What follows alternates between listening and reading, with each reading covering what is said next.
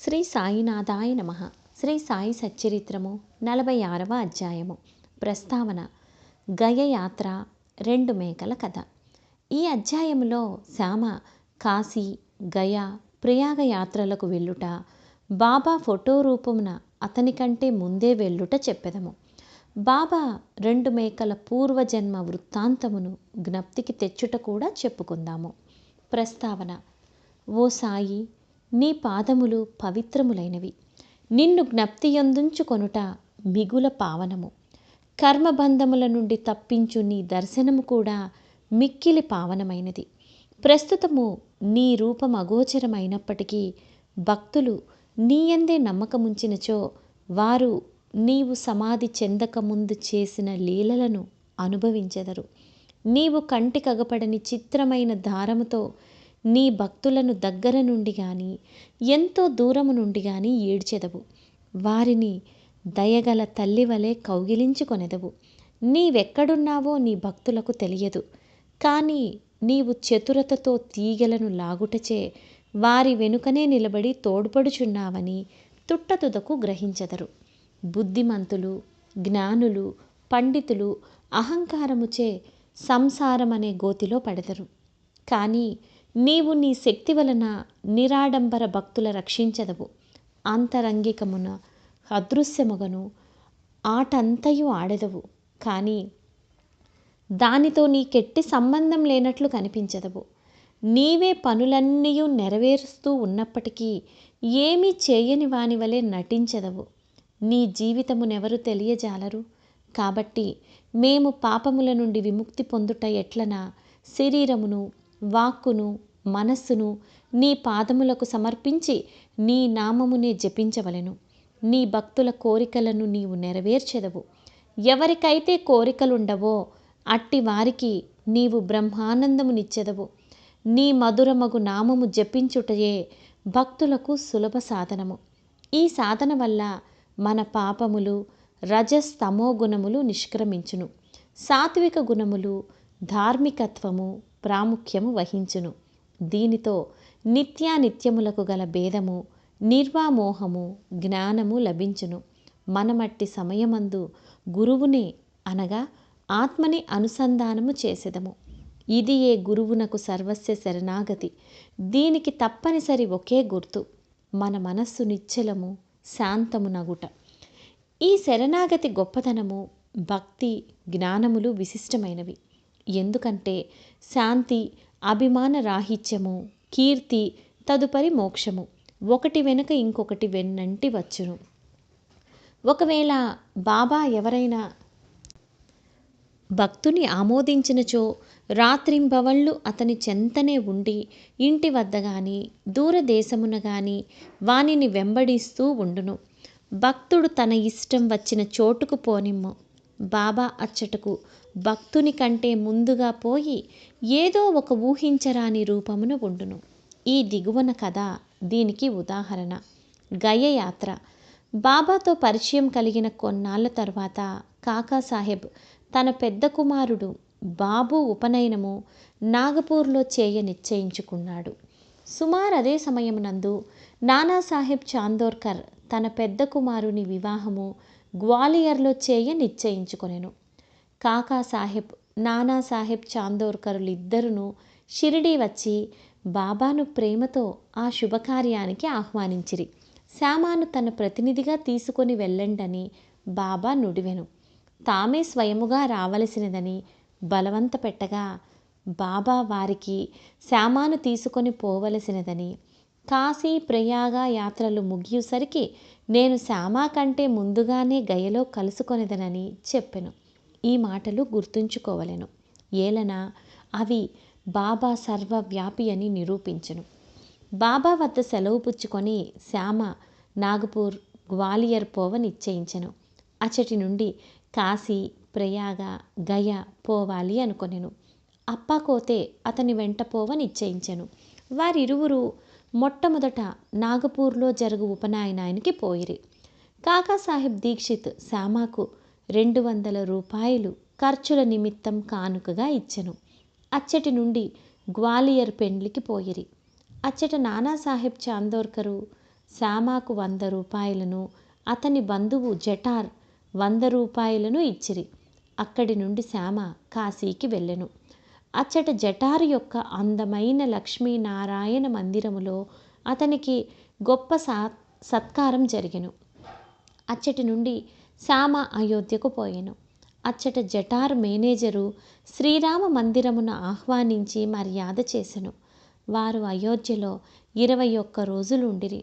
కాశీలో 2 మాసములుండిరి. అక్కడి నుంచి గయకు పోయిరి. రైలు బండిలో గయలో ప్లేగు కలదని విని కొంచెం చికాకు పడిరి. రాత్రి గయ స్టేషన్లో దిగి ధర్మశాలలో బస చేసిరి. ఉదయమే గయ పండా వచ్చి ఇట్లనెను: యాత్రికులందరూ బయలుదేరుతున్నారు, మీరు కూడా త్వరపడుడు. అచ్చట ప్లేగు కలదా అని శ్యామ ప్రశ్నించెను. లేదని పండా జవాబిచ్చెను. మీరే స్వయముగా వచ్చి చూసుకొనడు. అప్పుడు వారు అతని వెంట వెళ్ళి పండా ఇంటిలో దిగిరి. ఆ ఇల్లు చాలా పెద్దది. పండా ఇచ్చిన బసకు శ్యామ చాలా సంతృష్టి చెందెను. అచ్చట గల బాబా యొక్క అందమైన పెద్ద పటము అతనికి అన్నింటికంటే ఎక్కువ ప్రీతిని కలుగజేసెను. అది ఇంటికి ముందు భాగంలో మధ్యన అమర్చబడి ఉండెను. దీనిని చూసి శ్యామ మైమరచెను. కాశీ ప్రయాగ యాత్రలు ముగియుసరికి నేను శ్యామ కంటే ముందుగానే గయకు పోయేదను అన్న బాబా పలుకులు జ్ఞప్తికి తెచ్చుకొనెను. కండ్ల నీరు గ్రమ్మెను. శరీరము గగురు పొడిచెను. గొంతు కార్చుకొని పోయెను. అతడు వెక్కి వెక్కి ఏడవసాగెను. ఆ పట్టణములో ప్లేగు జాడ్యము కలదని భయపడి ఏడుస్తున్నాడేమో అని పండా అనుకొనెను. పండాను బాబా పటం ఎక్కడ నుండి తెచ్చితవని శ్యామ అడిగెను. పండా తన ప్రతినిధులు 200-300 మంది మన్మాడులోనూ పునతాంబేలోనూ కలరని, వారు గయకు పోయే యాత్రికుల మంచి చెడ్డలు చూసెదరని, వారి వల్ల బాబా కీర్తిని విని బాబా దర్శనము 12 ఏండ్ల కిందట చేసి తినని చెప్పెను. షిరిడీలో శ్యామ ఇంటిలో వేలాడుతున్న బాబా పటమును చూసి దాని నిమ్మని కోరితినని, బాబా అనుజ్ఞ పొంది శ్యామ దానిని తనకిచ్చెనని చెప్పెను. శ్యామ పూర్వము జరిగినదంతయు జ్ఞప్తికి తెచ్చుకొనెను. పూర్వము తనకు పటమునిచ్చిన శ్యామాయే ప్రస్తుతము తన ఇంట అతిథిగా ఉండుట గ్రహించి పండా మిక్కిలి ఆనందించెను. వారిరువురు ప్రేమానురాగములను అనుభవించి అమితానందమును పొందిరి. శ్యామకు పండా చక్కని రాజలాంఛనములతోటి స్వాగతమిచ్చెను. పండా ధనవంతుడు. అతడొక పల్లకీలో కూర్చుండి శ్యామను ఏనుగుపైన కూర్చోబెట్టి ఊరేగించెను. అతిథికి తగిన సౌఖ్యములన్నీ నెరవేర్చెను. ఈ కథ వల్ల నేర్చుకొనవలసిన నీతి: బాబా మాటలు అక్షరాల సత్యములనియు, బాబాకు తన భక్తులందు గల ప్రేమ అమితమని తెలుస్తున్నది. ఇదియే కాక వారికి జంతువుల యందు కూడా సమాన ప్రేమ ఉండెను.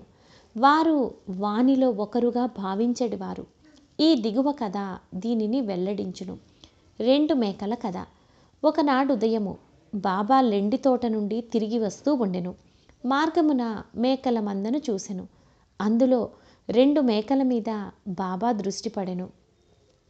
బాబా వానిని సమీపించి ప్రేమతో తాకి లాలించి వాటిని 32 రూపాయలకు కొనెను. బాబా వైఖరిని చూసి భక్తులు ఆశ్చర్యపడిరి. బాబా మిగుల మోసపోయెనని వారనుకొనిరి. ఎందుచేతననగా ఒక్కొక్క మేకను 2 గాని 3 గాని 4 కాని రూపాయలకు కొనవచ్చు. 2 మేకలకు 8 రూపాయలకు హెచ్చు కాదనిరి. బాబాను నిందించిరి. బాబా నెమ్మదిగా ఊరుకొనెను. శ్యామ తాత్యా కోతే బాబాను సమాధానము వేడగా, బాబా నాకిల్లు గాని కుటుంబము కాని లేకుండుట చేత నేను ధనము నిలువ చేయరాదు అనిరి. మరియు బాబా తమ ఖర్చుతోనే 4 సేర్ల శనగపప్పును కొని మేకలకు పెట్టమని చెప్పిరి. పిదప ఆ మేకలను వారి యజమానికి తిరిగి ఇచ్చివేసి వాని పూర్వ వృత్తాంతము ఈ రీతిగా చెప్పిరి. ఓ శ్యామ, తాత్య, మీరీ బేరములో నేను మోసపోతినని అనుకుంటున్నారు. అట్లు కాదు. వాని కథ వినుడు. గత జన్మలో వారు మానవులు. వారి అదృష్టం కొలది నా జతగాండ్రుగా ఉండేవారు. వారొకే తల్లి బిడ్డలు. మొదట వారికి ఒకరిపై ఒకరికి ప్రేమ ఉండెను. రాను రాను శత్రువులైరి. పెద్దవాడు సోమరి గాని చిన్నవాడు చురుకైన వాడు. బాబా సమాధి చెందిన తరువాత కూడా అట్లే చేస్తూ ఉండేవాడు. ఒకనాడు ఉదయము బొంబాయి చౌపాటీలో ఉన్న కాకా మహాజని ఇంటిలో కాకా సాహెబ్ దీక్షిత్ ఏకనాథ భాగవతము చదువుతూ ఉండెను. శ్యామ కాకా మహాజని కూడా అచట ఉండి శ్రద్ధతో భాగవతమును వింటూ ఉన్నారు. దీక్షిత్ ఏకాదశ స్కందములోని ద్వితీయ అధ్యాయమును చదువుతూ ఉండేవాడు. అందు వృషభ కుటుంబంలోని నవనాదులు లేదా సిద్ధులగు కవి, హరి, అంతరిక్ష, ప్రబుద్ధ, పిప్పలాయన, అవిర్హోత్ర, ద్రుమిళ, చమన్ మరియు కరభాజన్లు భాగవత ధర్మ సూత్రములను జనక మహారాజుకు చెప్పుచుండిరి. జనకుడు నవనాదులను ముఖ్యమైన ప్రశ్నలు కొన్ని అడిగెను. వారొక్కొక్కరు సంతృప్తికరమైన సమాధానములిచ్చిరి. అందులో మొదటివాడగు కవి భాగవత ధర్మమును బోధించెను.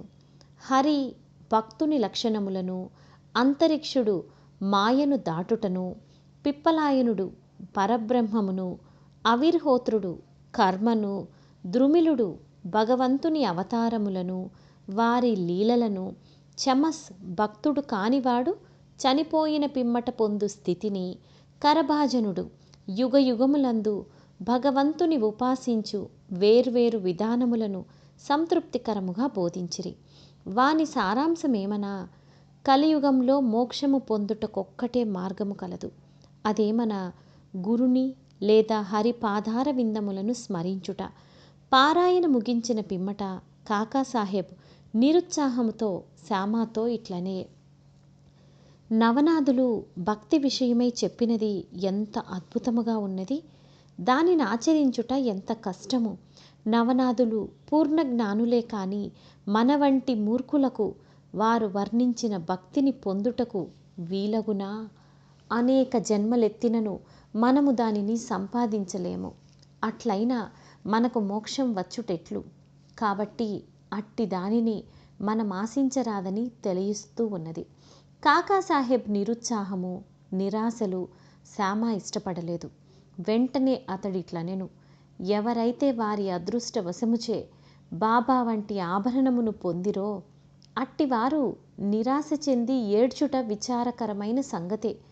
వారికి బాబా యందు నిశ్చలమైన విశ్వాసమే ఉన్నచో వారు నిరాశ చెందనేలా? నవనాదుల భక్తి బలమైనదే ఉండవచ్చును కానీ మనది మాత్రం ప్రేమానురాగములతో నిండి ఉండలేదా? హరినామస్మరణము, గురునామస్మరణము మోక్షప్రదమని బాబా నొక్కి చెప్పి ఉండలేదా? అట్లయినచో భయమునకు కానీ ఆందోళనకు కానీ అవకాశమేది? శ్యామ చెప్పిన సమాధానముతో కాకాసాహెబ్ సంతుష్టి చెందలేదు. నవనాథుల భక్తిని పొందుటెట్లు అను మనోవేదన కలిగి ఆందోళనతో చికాకుగా ఉండెను. ఆ మరుసటి ఉదయమే ఈ క్రింది అద్భుతము జరిగెను. ఆనందరావు పాకాడే అనువాడు శ్యామను వెతుకుతూ పురాణ కాలక్షేపం జరుగుతూ ఉన్న స్థలానికి వచ్చెను. కాకాసాహెబ్ భాగవతం చదువుతూ ఉండెను. పాకాడే శ్యామకు దగ్గరగా కూర్చుండి అతని చెవిలో ఏమో చెబుతూ ఉండెను. అతడు మెల్లగా తాను కాంచిన స్వప్న దృశ్యమును శ్యామకు చెబుతూ ఉండెను. ఇది పురాణ కాలక్షేపమునకు కొంచెం ఆటంకం కలుగజేసెను. కాకాసాహెబ్ పురాణము చదువుట మాని విషయమేమని అడిగెను. శ్యామ ఇట్లు నుడివెను, నిన్న నీ సంశయం తెలిపితివి, దానికి సమాధానమిదిగో. బాబా పాకాడేకు చూపిన స్వప్న దృశ్యమును వినుము. రక్షకమైన భక్తి కాక వేరేదియు దీనిని సాధించలేదు. గురుని పాదములు భక్తితో ధ్యానించిన చాలును అని బాబా నొక్కి చెప్పి ఉన్నారు. అందరూ ముఖ్యముగా కాకాసాహెబ్ ఆ దృశ్యమును వివరముగా వినగోరిరి. వారి కోరిక ప్రకారం పాకాడే ఆ దృశ్యమును ఈ క్రింది విధముగా చెప్పనారంభించెను. లోతైన సముద్రములో నడుము వరకు దిగి అచ్చట నిలిచి తిని. హఠాత్తుగా అచట సాయిబాబాను చూసి తిని. రత్నములు తాపిన చక్కని సింహాసనంపై బాబా కూర్చొని ఉండెను. వారి పాదములు నీటిలో ఉండెను. బాబా స్వరూపమును చూసి మిగుల ఆనందించి తిని. అది నిజము వలె ఉండెనే కానీ స్వప్నము వలె కానరాకుండెను. దీనిని నేను స్వప్నమని అనుకోలేదు. మాధవరావు కూడా అచ్చట నిలిచి ఉండెను. శ్యామ, ఆనందరావు బాబా పాదములపై పడుము అని సలహా ఇచ్చెను. నాకు కూడా నమస్కరించవలననే ఉన్నది, కానీ వారి పాదములు నీటిలో ఉన్నవి కనుక నా శిరస్సును వారి పాదములపై ఎట్లుంచగలను? నేను నిస్సహాయుడను అని నేనంటిని. అది విని అతడు బాబాతో ఇట్లనెను, ఓ దేవా, నీటిలో ఉన్న నీ పాదములను బయటకు తీయుము. వెంటనే బాబా తన పాదములను బయటకు తీసిరి. క్షణమైన ఆలస్యము చేయక నేను వారి పాదములకు మ్రొక్కితిని. దీనిని చూసి బాబా నన్ను దీవించి ఇట్లనెను, ఇక పొమ్ము, నీవు క్షేమమును పొందెదవు. భయము గాని ఆందోళన గాని అవసరము లేదు. శ్యామకు పట్టుపంచె ఒకటి దానము చేయుము, దానివల్ల మేలు పొందెదవు. బాబా ఆజ్ఞానుసారము పాఖాడే పట్టుదోవతిని తెచ్చెను. మాధవరావుకివ్వవలసినదని కాకాసాహెబును వేడెను. శ్యామ అందులో ఒప్పుకోలేదు. ఏలన బాబా తనకు అట్టి సలహానివ్వలేదు కనుక కొంత వివాదం జరిగిన పిమ్మట కాకాసాహెబు చీట్లు వేసి తెలుసుకొనుటకు సమ్మతించెను. సంశయ విషయములందు చీటీ వేసి సంశయమును తీర్చుకొనుట కాకాసాహెబ్ స్వభావం. పుచ్చుకొనుము, నిరాకరించుము అను 2 చీటీలు వ్రాసి బాబా పాదుకల వద్ద పెట్టిరి. ఒక బాలునితో అందులో ఒక దానిని తీయించిరి. పుచ్చుకొనుము అను చీటీ ఎంచుటచే మాధవరావుకు దోవతి ఇచ్చిరి. దానిని శ్యామ అంగీకరించెను. ఇద్దరూ సంతుష్టి చెందిరి. కాకాసాహెబ్ సంశయము తీరెను. ఇతర యోగుల మాటలను కూడా గౌరవించవలసినదని ఈ కథ ప్రబోధిస్తూ ఉన్నది. కానీ మన తల్లియగు గురువునందు పూర్ణమైన భక్తి విశ్వాసములు ఉండవలెను. వారి బోధల ప్రకారం నడువవలెను. ఎందుకనగా మన కష్టసుఖములు ఇతరుల కంటే వారికే బాగా తెలిసి ఉండును. నీ హృదయ ఫలకమందు బాబా చెప్పిన ఈ దిగువ పలుకులను చెక్కుము. ఈ లోకములో అనేక మంది యోగులు కలరు, కానీ మన గురువు అసలైన తండ్రి. ఇతరులు అనేక సుబోధలు చేయవచ్చును, కానీ మనము మన గురువు యొక్క పలుకులను మరువరాదు. వేయేల హృదయపూర్వకముగా నీ గురువును ప్రేమించుము. వారిని సర్వస్య శరణాగతి వేడుము. భక్తితో వారి పాదములకు మ్రొక్కుము. అట్లు చేసినచో సూర్యుని ముందు చీకటి లేనట్లు నీవు దాటలేని భవసాగరము లేదు. కొయ్యబల్ల మంచము బాబాదే, మహల్సాపతిది కాదు. బాబా షిరిడి చేరిన కొద్ది కాలమునకే 4 మూరల పొడవు, 1 జానెడు వెడల్పు గల కొయ్యబల్ల మీద 4 చివరలా 4 దీపపు ప్రమిదలు పెట్టి దానిపై పండుకొనువారు. కొన్నాళ్ళు గడిచిన పిమ్మట బాబా దానిని విరిచి ముక్కలు చేసి పారవేసెను. ఒకనాడు బాబా దాని మహిమను కాకాసాహెబుకు వర్ణించి చెప్పుచుండెను. ఇది విని అతడు బాబాతో ఇట్లనే, మీకింకనూ కొయ్యబల్ల ఎందు మక్కువ ఉన్నచో ఇంకొక బల్ల మీ కొరకు మసీదులో వేలాడదీసెదను. దానిపై మీరు సుఖముగా నిద్రించవచ్చును. అందుకు బాబా ఇట్లనెను, మహల్సాపతిని దిగువ విడిచి నేనొక్కడినే పైన పండుకొనుటకిష్టం లేదు. కాకాసాహెబ్ ఇట్లనెను, మహల్సాపతి కొరకు ఇంకొక బల్లను తయారు చేయించెదను. బాబా, అతడెట్లు బల్లపై పరుండగలడు? బల్ల మీద అంత ఎత్తున పడుకొనుట సులభమైన పని కాదు. ఎవరు మిక్కిలి పుణ్యవంతులో వారే పండుకోగలరు. ఎవరైతే కండ్లు తెరిచి నిద్రించగలరో వారికే అది వీలగును. నేను నిద్రపోవునప్పుడు మహల్సాపతిని నా పక్కన కూర్చుండి తన చేయి నా హృదయముపై ఉంచమనెదను. అచ్చటి నుంచి వచ్చు భగవన్నామ స్మరణమును వినమనెదను. నేను పండుకొనినచో నన్ను లేవగొట్టమనెదను. దీనినే అతడు నెరవేర్చలేకుండాను నిద్రతో కునుకుపాట్లు పడుతూ ఉన్నాడు. నీ హృదయముపై వాని చేతి బరువును గమనించి ఓ భగత్ అని పిలిచెదను. వెంటనే కండ్లు తెరిచి కదులును. ఎవడైతే నేలపై చక్కగా నిద్రించలేడో, ఎవడు కదలకుండా ఉండలేడో, ఎవడు నిద్రకు సేవకుడో వాడు ఎత్తైన బల్ల మీద ఎట్లు పండుకోగలడు అనెను. అనేక పర్యాయములు బాబా తన భక్తుల యందు ప్రేమచే ఇట్లనెను, మంచి గాని చెడ్డ గాని ఏది మనదో అది మన దగ్గర ఉన్నది, ఏది ఇతరులదో అది వారి వద్ద ఉన్నది. 45వ అధ్యాయం సంపూర్ణం. సద్గురు శ్రీ సాయినాథార్పణమస్తు. శుభం భవతు.